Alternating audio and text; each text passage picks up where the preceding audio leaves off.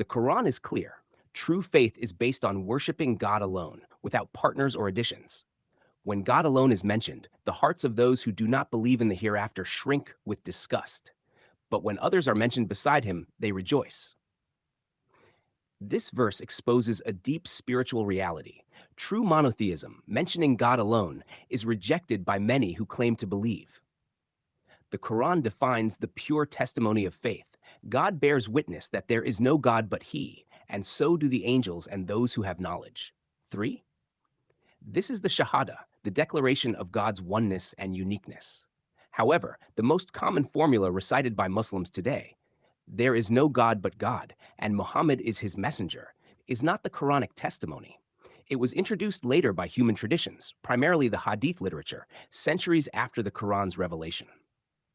These hadiths introduced many additions, innovations, and even contradictions that the Quran does not support.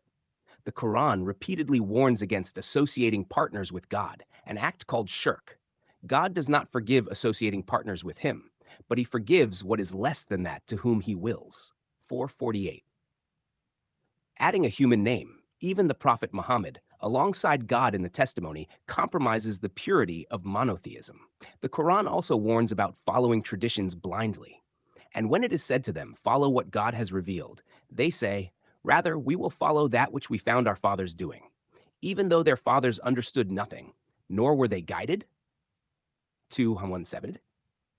This explains how the false Shahada took root, through unquestioned adherence to human innovations in hadith and ritual, not through the Quran itself.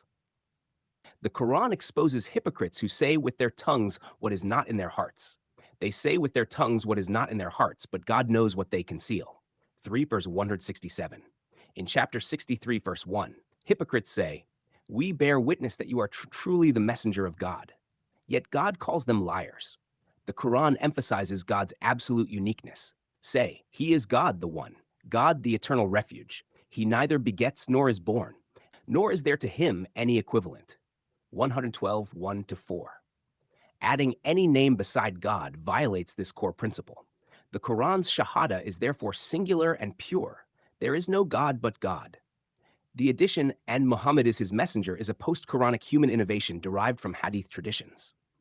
This is similar to how Christians introduced the Trinity, adding the Son beside the Father, altering the pure monotheism taught by Jesus.